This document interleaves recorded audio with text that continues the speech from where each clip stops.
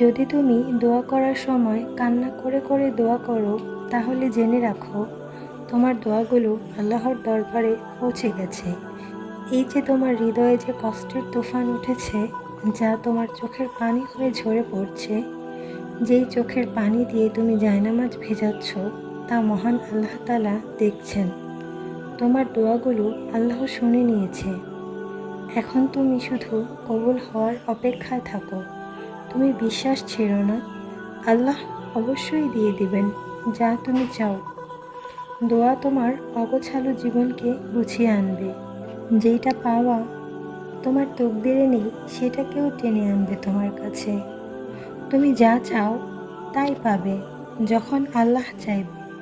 আল্লাহ বান্দাদের তাই দেয় যা সে চায়। শুধু এখন তোমার সময়টা সঠিক নয়। আল্লাহ তোমাকে কাঁদাচ্ছে তোমার সময়টাকে সঠিক করবে বলে, যেন তোমাকে আর কাঁদতে না হয়। আল্লাহ কাঁদাচ্ছে বলে ভেবো না তোমাকে আল্লাহ পছন্দ করে না।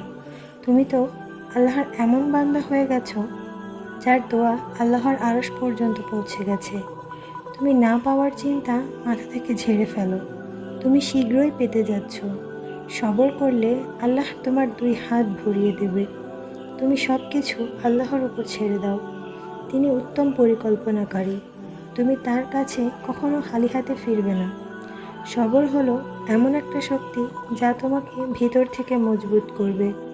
তুমি আল্লাহর সিদ্ধান্তের উপর সবর করলে যা তুমি চেয়েছো তা তো পাবেই, সাথে আল্লাহ তোমাকে তার পক্ষ থেকে উত্তম কিছু দিবেন। তোমার এই কষ্টের দিনগুলো শেষ হয়ে যাবে। এই যে ধৈর্যের রোদে পুড়ছো, শীঘ্রই তোমার উপর কুন ফায়াকুনের মোজেজা দেখানো হবে। তুমি তোমার স্থান দেখে নয়, আল্লাহ তাআলার শান দেখে দোয়া করো। তুমি এই পৃথিবী জান্নাতের মালিকের কাছে চাইছো, যার কাছে অসম্ভব বলে কিছুই নেই। শয়তান যদি তোমাকে বারবার ওয়াসওয়াসা দেয় তুমি পাবে না, তোমাকে দেয়া হবে না, তাহলে তুমি তোমার মনকে বোঝাবে এইটা শয়তানের ধোঁকা। তুমি শয়তানকে জিতিয়ে দিও না। তুমি দোয়া করা বন্ধ করো না। আল্লাহ তোমাকে কান্না করার তৌফিক দিয়েছে, তাই তুমি এখন আল্লাহর প্রিয় বান্দা। আল্লাহ তার প্রিয় বান্দাদের তার পছন্দের জিনিস দিয়েই পরীক্ষায় ফেলেন। কেন, তুমি কি কখনো ইব্রাহিম আলাইসাল্লামের কথা শোনোনি, যে তার প্রিয় সন্তান ইসমাইল আলাইসাল্লামকে কুরবানি করার জন্য প্রস্তুত হয়ে গিয়েছিল? আল্লাহ তাআলা তার পরীক্ষা নিয়েছিলেন এবং তিনি সে পরীক্ষার মধ্যে উত্তীর্ণ হয়েছিলেন। তোমাকে তো আর ইব্রাহিম আলাইসাল্লামের মতো আগুনে নিক্ষেপ করা হয়নি। তুমি না হয় দুনিয়ার একটু কষ্ট সহ্য করলে, একটু সবর করলে। যদি তুমি এই সবর করতে পারো, আল্লাহ তোমাকে তাই দিবেন যা তুমি চাও। শোনো আল্লাহ কি বলেছেন, ফাইন্না মাল উসরি ইউসর, নিশ্চয়ই কষ্টের সাথে আছে স্বস্তি। তুমি এখন কষ্ট পাচ্ছ, আল্লাহ তাআলা খুব শীঘ্রই তোমার এই কষ্ট স্বস্তিতে পরিণত করে দেবে।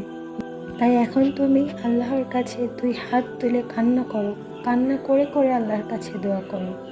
কারণ আল্লাহ তাআলা তার প্রিয় বান্দাদের মুখ থেকে যখন তার প্রিয় নামটি শুনতে পায়, যখন সে শুনতে পায় তার বান্দা তার কাছে আকুতি মিনতি করে যাচ্ছে, সেই দোয়া মহান আল্লাহ তাআলা কখনোই ফেরান না।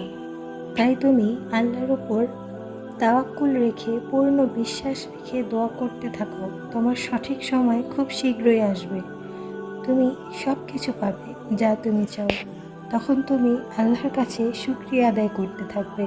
হে আল্লাহ, তুমি আমাকে যা দিয়েছো তা পাওয়ার আমি যোগ্য ছিলাম না, তাই তোমার দরবারে লাখো কোটি শুকরিয়া আমাকে যোগ্য বানিয়ে এত কিছু দেওয়ার জন্য।